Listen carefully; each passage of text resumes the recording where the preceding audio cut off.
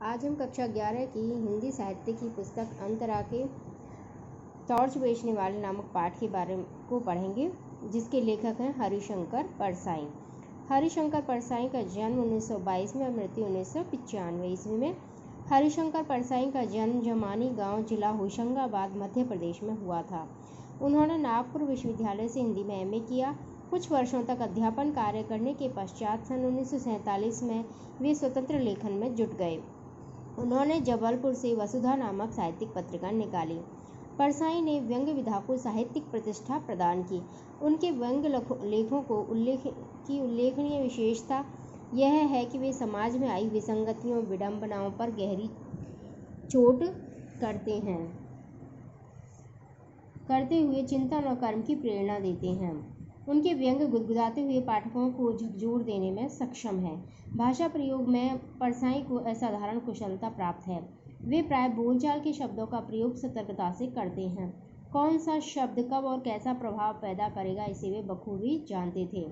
परसाई ने 2 दर्जन से अधिक पुस्तकों की रचना की है, जिनमें विशेष रूप से उल्लेखनीय हैं हंसते हैं रोते हैं, जैसे उनके दिन फिरे कहानी संग्रह, रानी नागफनी की कहानी, तट की खोज उपन्यास, तब की बात और थी, भूत के पांव पीछे, बेईमानी की परत, पगडंडियों का जमाना, सदाचार का तावीज़, शिकायत मुझे भी है और अंत में निबंध संग्रह। वैष्णव की फिसलन, तिरछी रेखाएं, ठिठुरता हुआ, गणतंत्र, विकलांग, श्रद्धा का दौर व्यंग्यलेख संग्रह है। उनका समग्र साहित्य परसाई रचनावली के रूप में 6 भागों में प्रकाशित है। यहाँ संकलित रचना टॉर्च बेचने वाले में टॉर्च के प्रतीक के माध्यम से परसाई ने आस्थाओं के बाजारीकरण और धार्मिक पाखंड पर प्रहार किया है कि किस तरह से लोग व्यक्तियों की श्रद्धा के साथ खिलवाड़ करते हैं और उससे पैसा बनाते हैं। और वर्तमान समय में हम देख ही रहे हैं कि बहुत सारे संप्रदाय हैं वो आजकल चल रहे हैं और नए नए जो बाबा हैं जो प्रवचन दे करके और पता नहीं क्या क्या समस्याओं की समाधान है वो हमारे सामने परोस रहे हैं, और हम भी अंधभक्त होकर के उनके पीछे चले जा रहे हैं और अपनी धन संपत्ति है इत्यादि को शांति की खोज में जा कर के लुटाने में लगे हुए हैं।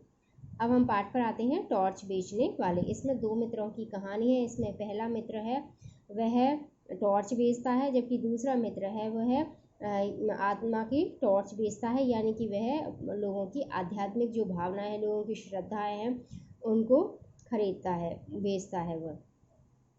तो इसमें ये बताया गया है कि टॉर्च बेचने वाला व्यक्ति है वह कई दिन से टॉर्च बेचने के लिए नहीं आ रहा था। तो लेखक ने उससे पूछा कि वो कहाँ पर था। तब उसने कहा कि ऐसे तो मैं कोई बात है वो नहीं बताना चाहता, लेकिन ये राज की बात है, लेकिन मैं अब यहाँ से दूर जा रहा हूँ, इसलिए मैं बता देता हूँ कि बहुत 5 साल पहले की बात है। मैं और मेरा मित्र हम दोनों एक जगह पर मिले थे और वहाँ पर हमारे सामने एक सवाल था कि पैसा है उसे कैसे पैदा किया जाए। हमने उस सवाल की एक एक टांग खींची, अर्थात हमने उस सवाल को अपनी अपनी तरह से हल करने की चेष्टा की, लेकिन वो सवाल है वो वैसा कि वैसा ही हमारे सामने खड़ा रहा। फिर हमने सोचा इस प्रश्न को टाल दिया जाए। हमने अपने मुंह एक दूसरे से विपरीत दिशा में कर लिए, लेकिन वो सवाल हमारे सामने फिर खड़ा हो गया। तो हमने सोचा कि इस सवाल को हल ही कर लिया जाए। तो सवाल को हल करने के लिए क्या किया जाए कि कोई जीविका का साधन है वो अपनाया जाए। तो उन दोनों मित्रों ने इन्होंने ये समाधान सोचा कि हम दोनों अलग अलग दिशाओं में जा कर के और इस सवाल को हल करेंगे। तो दूसरे मित्र ने कहा कि एक ही दिशा में हम क्यों नहीं चल सकते। तो उस मित्र ने कहा, टॉर्च बेचने वाले ने, कि एक रास्ते पर जाने से हमारे जो सवाल का जवाब है वो टकरा करके समाप्त हो सकता है। और वैसे भी मैंने पुराने ज़माने की जितनी कहानियाँ पढ़ी हैं, सुनी हैं, उनमें यही होता है कि वो अलग अलग रास्तों पर चलते हैं। दोनों अलग अलग रास्तों पर चले जाते हैं और उस अलग अलग रास्तों पर जाने के बाद में जब वो व्यक्ति 5 साल बाद, टॉर्च बेचने वाला जो व्यक्ति है वह टॉर्च बेचता है, तो और वो सभी व्यक्तियों को इकट्ठा करके उनके अंदर डर पैदा करता है कि सब जगह अंधेरा है, तुम रात में उठो, अंधेरे में जाओ और बाहर निकलो और तुम्हारे सांप के ऊपर पड़ जाए, वो तुम्हें खा जाए, तुम मर जाओ। सब डर जाते हैं व्यक्ति। और तब वो कहता है कि लेकिन इस अंधेरे को दूर करने का भी उपाय है, प्रकाश है, और अगर तुम ये सूरज छाप टॉर्च खरीदोगे तो तुम उस अंधेरे को जीत सकते हो। तो इस तरह से वो अपनी टॉर्च को बेचता है। तो 5 साल बाद जब वह व्यक्ति उस स्थान पर जाता है तो उसे अपना मित्र नहीं मिलता है। वह उसे खोजता है लेकिन नहीं मिलता। आगे जब वो शहर में जाता है तो देखता है कि एक जगह बहुत सारी रोशनी है, पांडाल सजा हुआ है, बहुत सारे स्त्री पुरुष वहाँ बैठे हुए हैं और एक भव्य पुरुष है वो मंच पर विराजमान है और वह अपना जो प्रवचन है वो शुरू करते हैं और उसमें भी वही बात बताते हैं वो कि जिस तरह से सबकी अभी सभी व्यक्ति हैं उनके अंदर अंधकार है वो छाया हुआ है, ये अंधकार है वो सर्वग्राही हो गया, यानी इसने पूरे विश्व को अपने चपेट में ले लिया है और मनुष्य है वो इससे घबरा उठा है इस अंधकार से, इसलिए वो अपने पथ से दूर हो जाता है। और आज हमारी आत्मा में भी अंधकार है और हमारी जो हृदय की आँखें हैं उनमें अब ज्योति समाप्त हो गई है और वे उसे भेद नहीं पाती अंधकार को और मानव आत्मा अंधकार में घुटती है।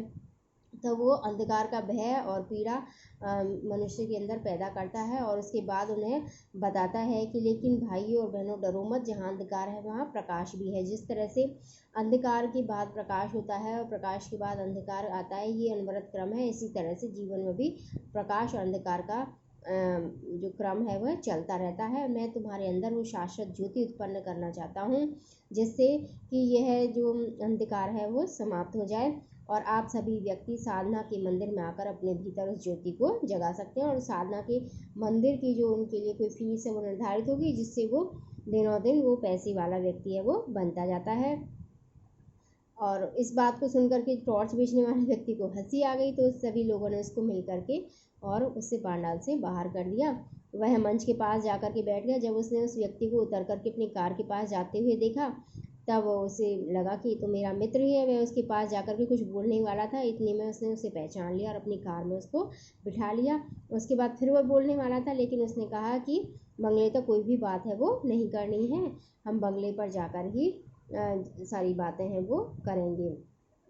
तो वो बंगले पर पहुंचते हैं तब वो टॉर्च बेचने वाला व्यक्ति है वह कहता है कि यार तूने तो बहुत ज़्यादा प्रगति कर ली और इतना पैसा आ गया। तब वो कहता है कि परिवर्तन ही जीवन का नियम है। तो वो अपने बात पे आ जाता है कि तू ये बता कि तूने इतना सारा पैसा है वो कैसे कमा लिया है और तू किस कंपनी की टॉर्च बेचता है, क्योंकि जो बातें तू बता रहा है वही बातें मैं बताता हूँ। मैं तो सूरज छाप कंपनी की टॉर्च बेचता हूँ, तेरी कंपनी का नाम क्या है, तेरी टॉर्च का कोई नमूना है वो मुझे बता। फिर वो कहता है कि तू धीरे धीरे इस बात को समझ जाएगा, मेरी जो टॉर्च की कंपनी है वो सनातन है और तो 2-3 दिन में ये सारी बातें हैं वो समझ जाएगा। मित्र 2-3 दिन उनके पास रहता है और वो सारी बातें समझ जाता है। उसके बाद वह भी सूरज छाप टॉर्च की जो अपने उसकी टॉर्च की जो पेटी है उसको उठा कर के नदी में फेंक देता है और वह कहता है कि अब 1 महीने बाद ही आप मुझे देखना कि मैं किस तरह से अपना धंधा है वो करता हूँ। तो लेखक पूछता है कि कौन सा धंधा करोगे, तो वे व्यक्ति कहता है धंधा तो वही करूँगा यानी टॉर्च बेचूँगा, लेकिन मैंने अपनी कंपनी है वो बदल ली है, यानी कि अब वह भी लोगों की श्रद्धा के साथ उनकी भावनाओं के साथ खिलवाड़ है वो प्रारंभ करेगा। तो इस पाठ से जो परसाई जी हैं वो ये कहना चाह रहे हैं कि हमें अंधश्रद्धा के वशीभूत नहीं होना चाहिए, अपने विवेक का प्रयोग करते हुए ही हमें अपनी जो धर्म और श्रद्धा है उसको बनाए रखना चाहिए। धन्यवाद।